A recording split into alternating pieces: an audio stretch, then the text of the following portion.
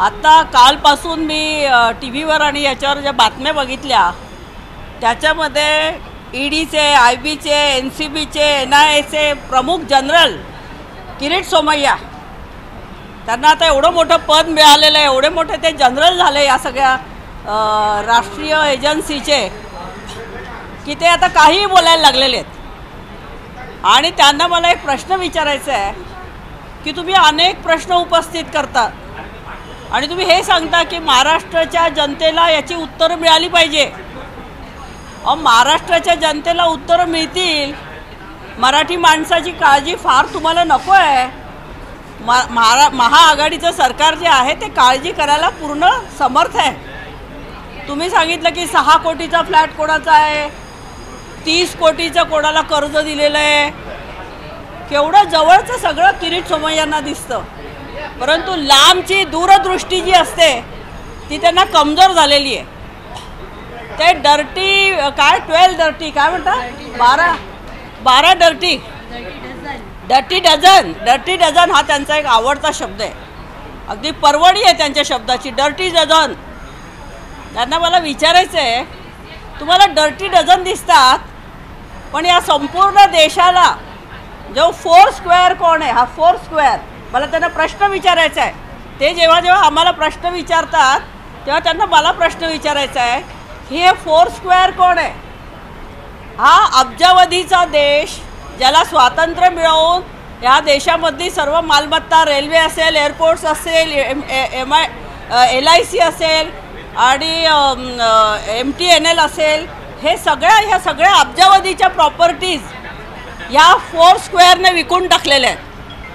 गुजरातचे 2 दलाल आणि त्या दलालांची दलाली करणारे 2 दलाल यांनी हे सगळं देश विकून टाकलेलं आहे।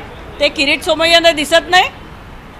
5 कोटी, 10 कोटी, 30 कोटीचा भ्रष्टाचार उघडकीला आणणारे किरीट सोमय्या, तुम्ही एवढे मोठे जनरल झालेला आहात, सगळ्या एजन्सीचे जनरल झालेला आहात, पण तुम्हाला स्वतःच्या देशात काय चाललेलं आहे ते सुद्धा साधं समजू नये, त्याच्याबद्दल तुम्हाला कधी प्रश्न निर्माण होत नाही, तो तुम्ही कुठून काहीतरी शोधून काढतात।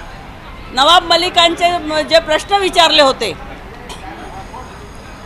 किरण गोसावी कोण आहे, तो भानुशाली कोण आहे, मोहित कंबोजचा जिजा कोण आहे, याचे उत्तर आम्हाला नाही मिळाले ना अजून। कोण आहे, त्यांचा संबंध काय होता, त्यांना कोणाला अटक झाली नाही, त्यांची कोणाची एन्क्वायरी लागली नाही।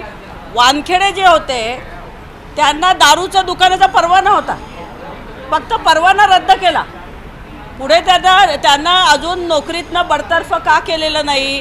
का सरकारी अधिकाऱ्यांना दारूचे दुकानं चालवण्याचा परवाना देण्याचं तुम्ही कॉन्ट्रॅक्ट घेतलं आहे का?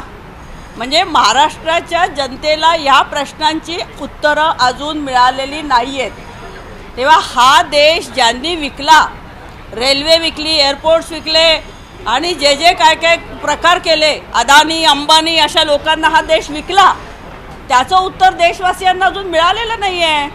महाराष्ट्राच्या मराठी जनतेची काळजी तुम्ही करू नका, महाआघाडीचं सरकार काळजी करायला तयार आहे।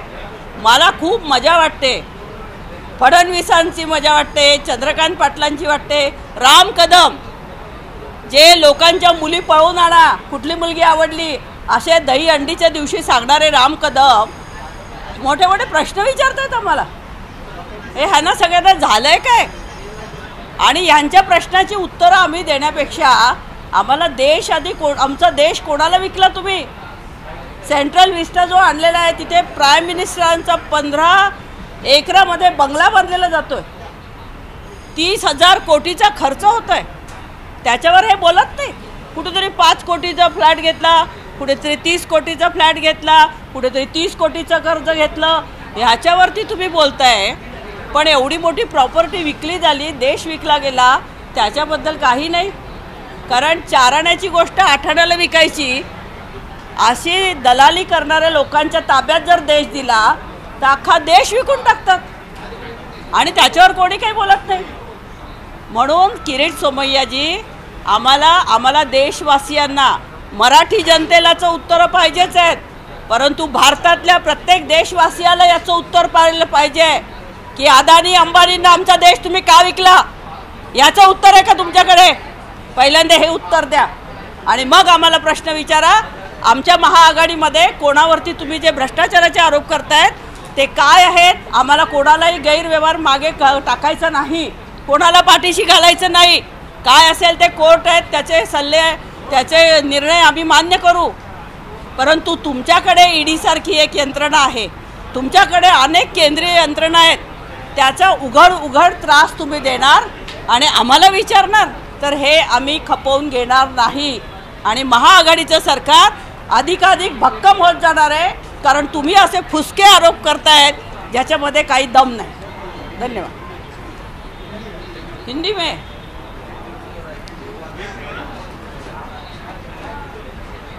कल से मैंने न्यूज़ चैनल पे ये देखा कि यहाँ पर किरीट सोमैया जी बार बार पूछ रहे हैं, और सबसे बड़ी बात यानी जो नारायण राणे के बेटे हैं वो पूछ रहे हैं मुख्यमंत्री को राजीनामा देना चाहिए. इससे बड़ा जोक कोई नहीं हो सकता है. उनको कुछ अधिकार ही नहीं पूछने का. जिन्होंने ये देश बेचा है, ये जो डर्टी पॉलिटिक्स चल रहा है, इसमें किरीट सोमैया बार बार पूछते हैं कि ये डर्टी डजन आपको मालूम है क्या? तो मुझे आपको पूछना है कि पूरा देश बेचने वाले फोर स्क्वायर कौन है? इस देश का फोर स्क्वायर कौन है? ये जो देश बेचा है ये लोग कौन है? ये मलाई बेचने वाले लोग कौन है? यहाँ पर पूरे भारतवर्ष का जो रेलवे है, जो MTNL है, एयरपोर्ट्स है, ये बेचने का काम किसने किया है? क्या किरीट सोमैया को सिर्फ नज़दीक का दिखता है, दूर का दिखता नहीं? तो उनको अभी ये सवाल पूछना चाहिए. पूछने की ये सही वक्त है कि भाई इतनी बड़ी देश की प्रॉपर्टी बेचने वालों के लिए, अदानी अंबानी के लिए आप कुछ नहीं बोलते हो. यहाँ पर उनके बगल में कल लोढ़ा जी बैठे थे, राधा कृष्ण विखे पाटिल बोल रहे थे बिल्डर्स के बारे में कि बिल्डर के इतनी प्रॉपर्टी है, ये प्रॉपर्टी है, लेकिन इसका जवाब हमको आज तक नहीं मिला है कि ये खुद क्या कर रहे हैं. किसी के ऊपर आरोप कर रहे हो आप CM के ऊपर आरोप करोगे, आप अजीत दादा के ऊपर आरोप करोगे, और नवाब मलिक को जेल में डालोगे. लेकिन नवाब मलिक जी ने जो सवाल उठाए थे, जो किरण गोसावी था, वो कौन था, कहाँ है वो, उसको क्या सज़ा हुई? वानखेड़े जो एक अधिकारी है, सरकारी अधिकारी है, उसका दारू का परवाना था, दारू का बार था, वो बार अभी तक, यानी उसको अभी तक नौकरी में कैसा रखा गया है? वानखेड़े का राजीनामा क्यों नहीं हुआ अभी तक? तो हमको सबको यही प्रश्न पड़ा है. वो जो मोहित कंबोज है, उसका जीजा, वो एक ड्रग पेडलर था. ये सब नवाब मलिक जी ने ये प्रश्न उठाए थे, लेकिन उसका उत्तर अभी तक नहीं मिला है. भानुशाली कौन था, उसका NCB से क्या संबंध था? लेकिन ये सब जो प्रश्न है, इसके बारे में कोई जानकारी नहीं मिली है. और हमें किरीट सोमैया जी को ये पूछना है कि ये देश जिन्होंने बेचा, चाहे वो प्राइम मिनिस्टर हो, चाहे वो होम मिनिस्टर हो देश का, उन्होंने इसका जवाब देना चाहिए. पहले इनका जवाब आने दो, बाद में हमको पूछो. ये पूछने का अधिकार आपको नहीं है, क्योंकि आपने 4 आने की वस्तु 8 आने में कैसे बेची है?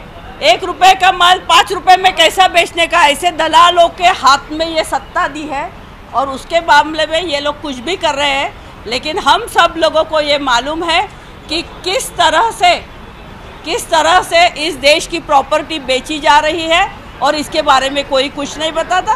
और किरीट सोमैया जी हमारे ऊपर इल्ज़ाम लगा रहे हैं, लेकिन इसका जवाब उन्होंने पहला देना चाहिए. इसी के लिए मैं यहाँ पर आज आई हूँ. धन्यवाद.